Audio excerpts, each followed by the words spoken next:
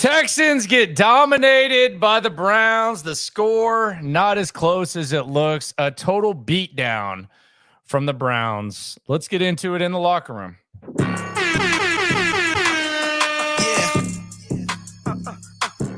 Yeah. It's the locker room on YouTube. You know what it is. Let's get it. Hey, locker room. Yeah, we in the locker room. Texas talk. Yeah, you know what we about to do. Localize every angle's what we really do. We the source. We the pulse of the city too.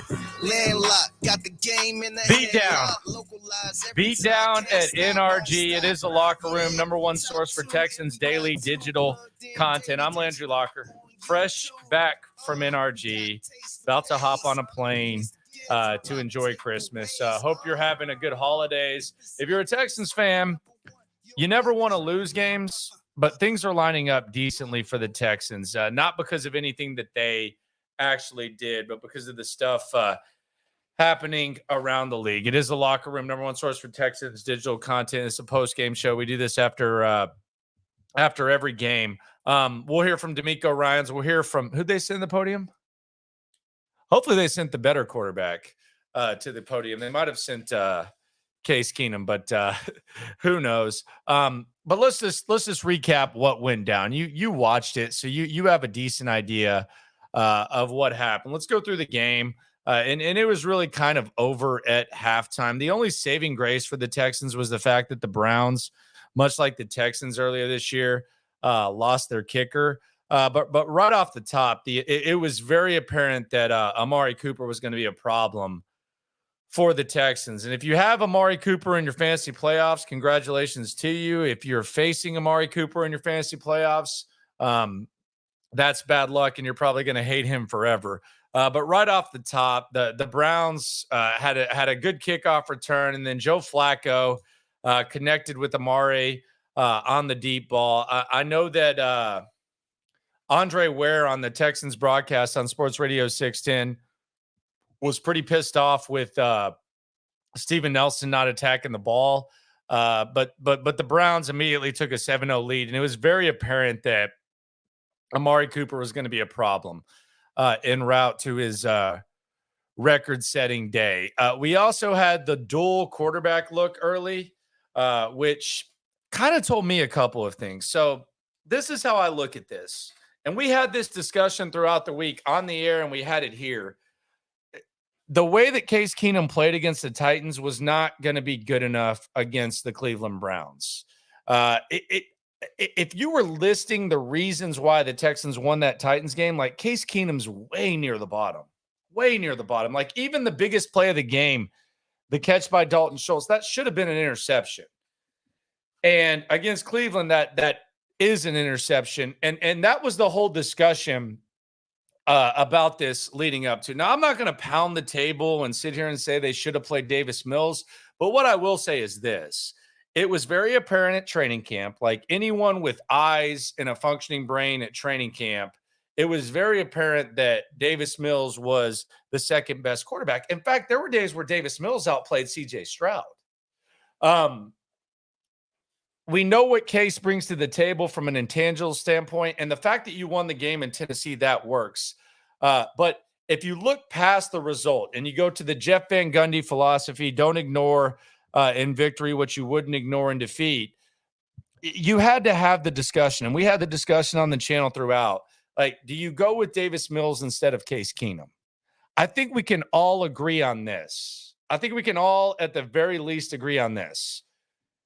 If you weren't at training camp, and I know most of you weren't at training camp, it's obvious that Davis Mills is better than Case Keenum. Like, it's not even close. Now, maybe the defense softened up at the end, but it was obvious that Davis Mills possesses more arm strength. Davis Mills possesses more of an ability to extend plays. Davis Mills is better than Case Keenum. It's not close. Like, if CJ Stroud does not come back next week, spoiler alert, he's going to. But if CJ Stroud didn't come back next week, Case Keenum should never see the field unless Davis Mills gets hurt. Like, it's not even remotely close. I don't know what Black Eighth Element is saying. Everybody look in practice. I don't know what that means, sir. No idea. Maybe you can translate it for me. But it's obvious that Davis Mills is better than Case Keenum. And we got the dual quarterback look early. And that, to me, tells me that they knew that too. Because if they had full confidence in Case Keenum, they're not bringing Davis Mills in early with whatever the hell they were trying to do, the running threat like type of stuff. They're not doing that. They knew that. They didn't have the balls to do it. And I'm not saying that they needed to have the balls to do it. Again, I'm not pounding the table for Davis Mills, but they knew it. They saw what we saw. They're smarter than we are. They knew that. And maybe it was a little bit too late when they finally decided to make the move to Davis Mills, and maybe it wouldn't have mattered. You also had Jimmy Ward, Steven Nelson, and Jonathan Grenard all banged up early.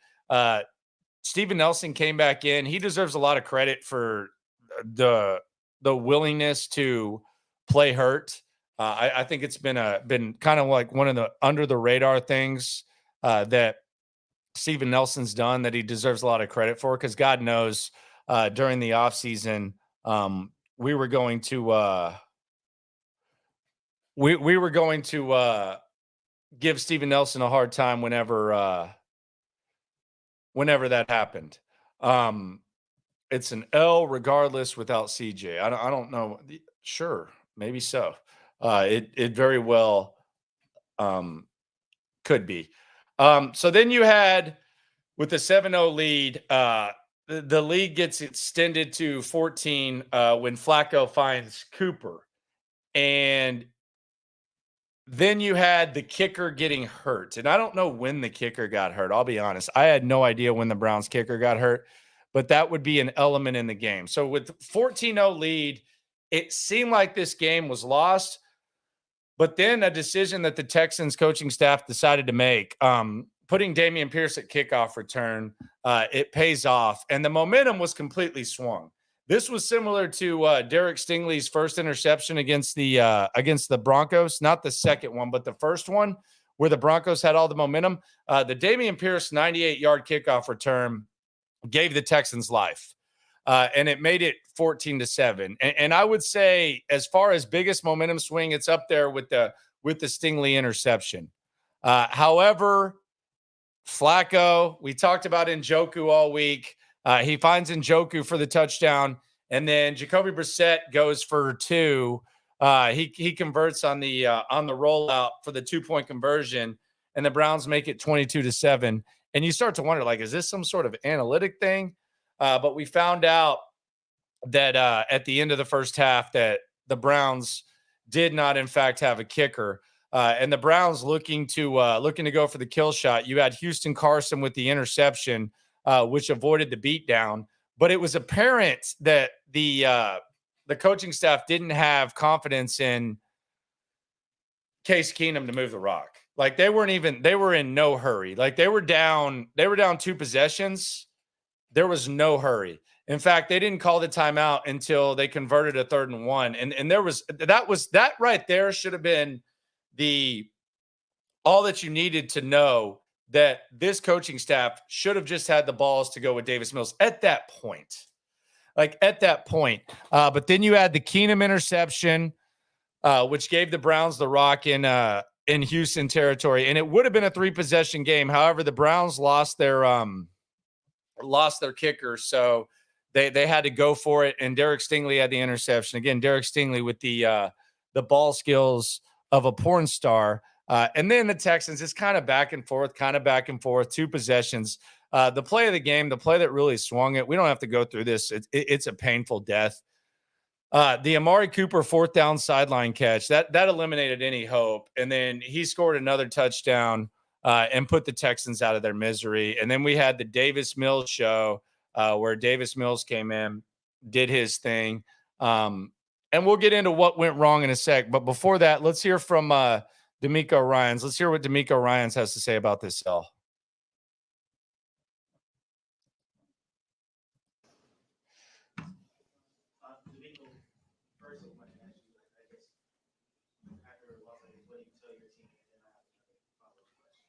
Yeah, we got to play better, right? And it starts with me. I got to coach better. That's the first thing I told our guys.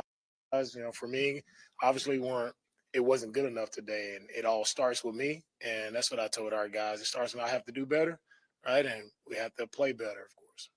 Did you consider putting Davis Mills in earlier, and why the decision to keep Case in for as long as? Yeah, we had both guys rolling there. That was our plan going into the game, to have both guys rolling. That's what we did, right? We couldn't get moving on offense. So no matter what happened, who was at quarterback, we couldn't get moving. I mean, when we had positive plays, we ended up having a negative play, right? So it seemed like we just couldn't get out of our own way.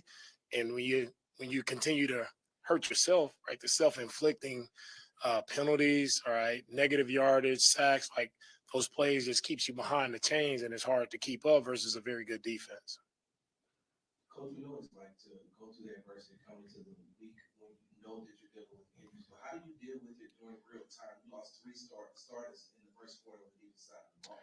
Right, we lost guys in this game, and of course, injury sucks for everybody. It happens, but at the end of the day, there's a game to be played. The game isn't going to stop just because we have injuries, right? So for us, in my mindset of how we attack it is whoever steps in, just do your job, be where you're supposed to be.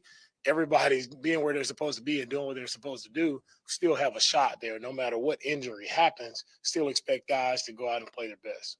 Hey, Coach, you mentioned earlier that you feel like you could have done better.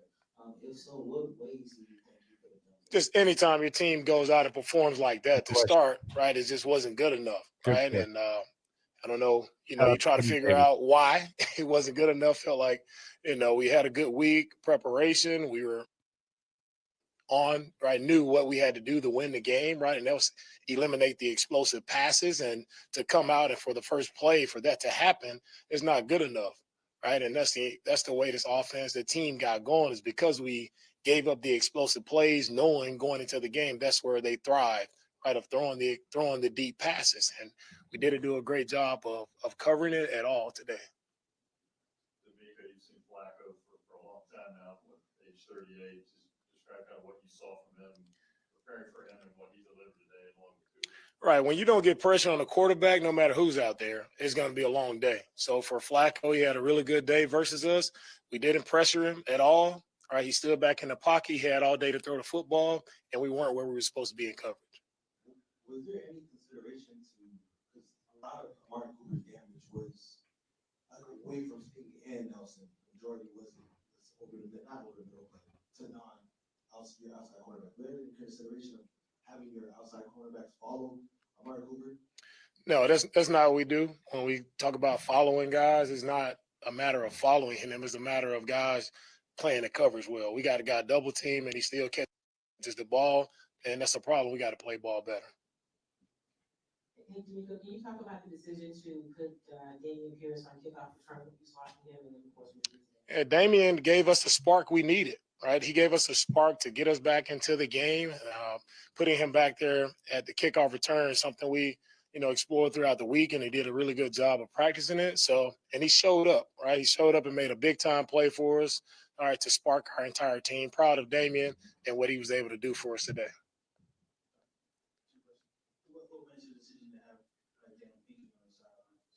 That's the decision where it comes to just everybody being, we rotated a lot of guys there, right? We had Amos, we had DAC back there rotating a lot of guys. We lost Jimmy. So there's a lot of guys in and out in the back end.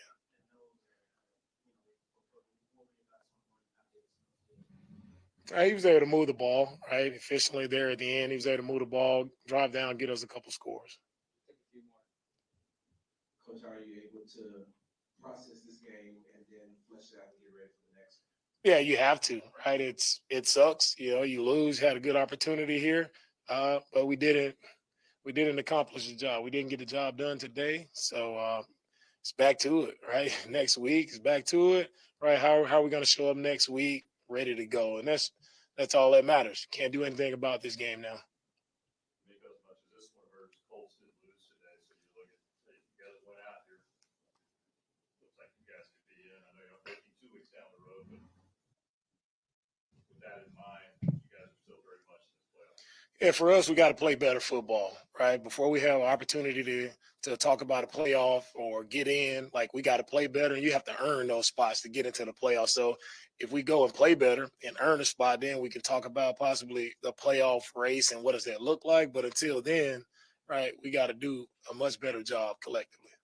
If CJ misses next week, is there any chance that you'll switch starting quarterbacks knowing that Davis Mills kind of give you guys a spark? Quarterback. Okay, we'll worry about the question. quarterback next week. We'll see where CJ is. Not making a decision right now on quarterbacks. All right. All right, there you go. It's DeMeco Ryans. We'll hear from whatever quarterback they send to the podium. I think it's going to be Case Keenum. So we'll hear what old Case has to say. I think the very obvious thing here, and I look, it's not something that I'm going to pound the table for. At least I won't hear.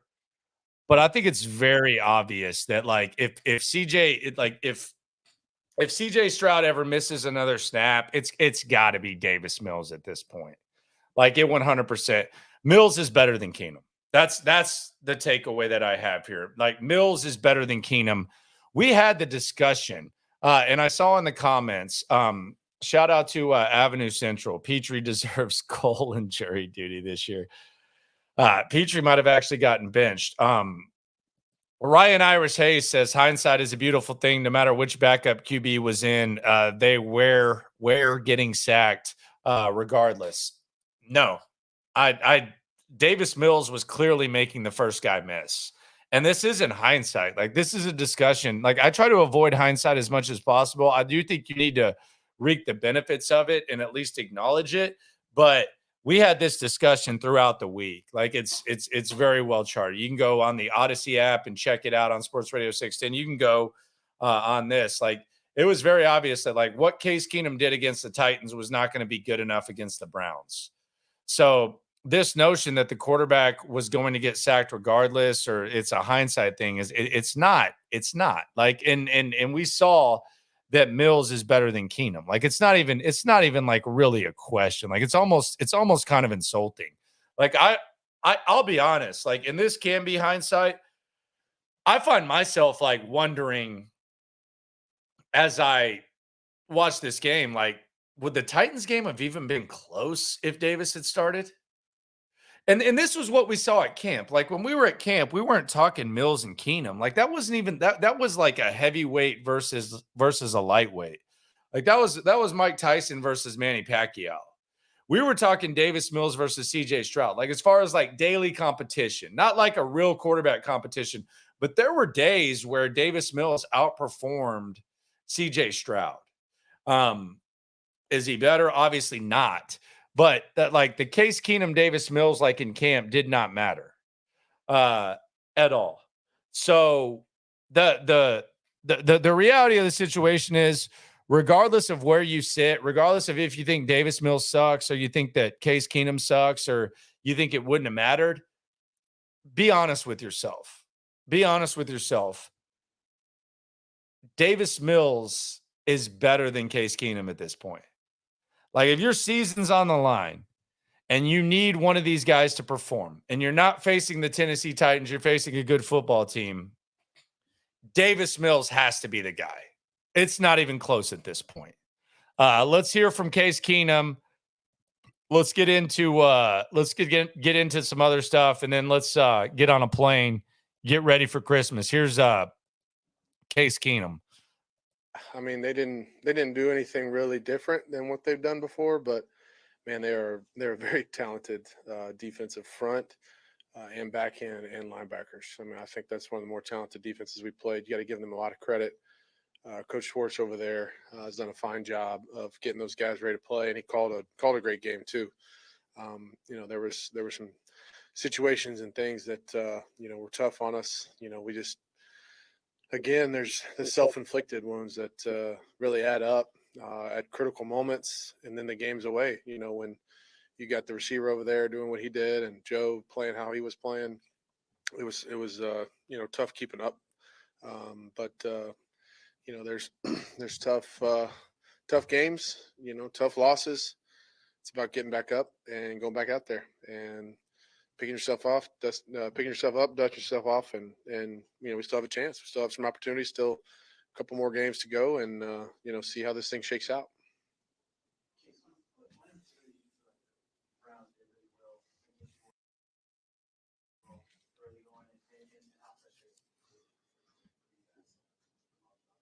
It's very frustrating. We felt like we had a great plan going in. I thought the coach did a great job planning and trying to get the right plays in the right situations. But they mixed up their man and zone, and then brought some pressures that got us hot, and we had to get the ball out quick. And we just didn't do enough today. We got our butts kicked, and that's never fun. I hadn't had it like that in a while. You got the guys going forward on offensive end to kind of get the offense back on track. Yeah, I mean, we got to go watch the film and see, the mistakes that we can correct. Things we did well. Obviously, Davis coming in and leading a couple of scoring drives there late, trying to build on that. Hopefully, some momentum there late. But yeah, we gotta look ourselves in the mirror and just take every day and see how bad we want it moving forward.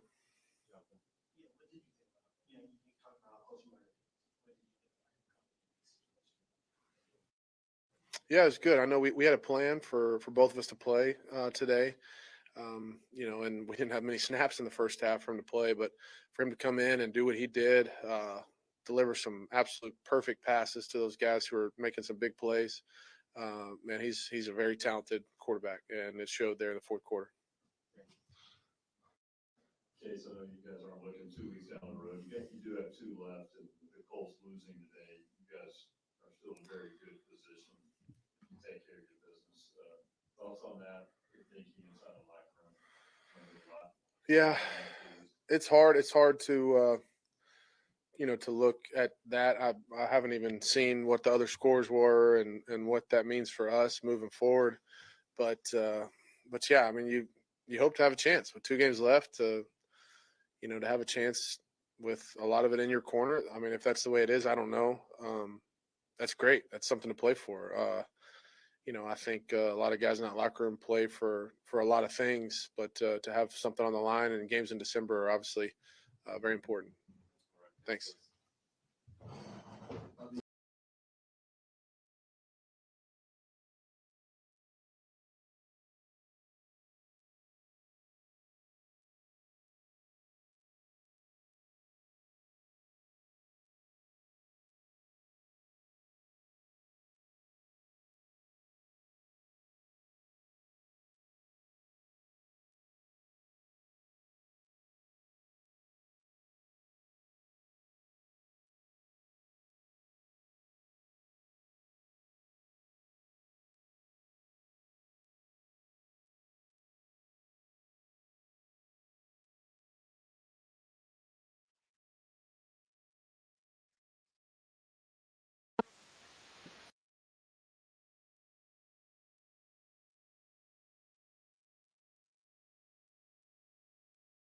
That was DeMeco Ryans, mic off, brother. My bod. But I think that was really interesting. Trevor Lawrence right now getting his ass whooped. You have Trevor Lawrence getting his ass whooped. The Jags are going to lose. The Colts lost, and the Texans control their own destiny right now. So yeah, I didn't have my mic on. Apologies. So the Texans win out. They're in the playoffs. There's no ands, ifs, or buts about it. That if the Texans win out, they're going to be in the playoffs. So things are kind of shaping up interestingly for the Texans. The Jags are in a weird spot too, in that the division's going to be wide open as well. Everybody's going to be 8-7, and I feel safe in not jinxing it right now with the situation that the Jags are in. Let's go through a couple things before I get on a plane and get ready for the holidays. What went wrong for the Texans today? I mean, the obvious is they didn't have their quarterback. That Cleveland Browns team that we see right now, that Cleveland Browns team is going to be that they are going to be they're going to be a team that is going to be very dangerous in the playoffs. Like they're going to be very dangerous, and they're at full strength right now. The Texans right now in the playoffs, they're not going to look this way. They're going to have CJ Stroud. If they don't have CJ Stroud, they're not going to the playoffs. Like with Case Keenum at quarterback, they're not beating the Colts. And if they don't get more healthy, they're not going to be in the playoffs. So you face the full strength Brown squad. Also, I think the Texans played the wrong quarterback.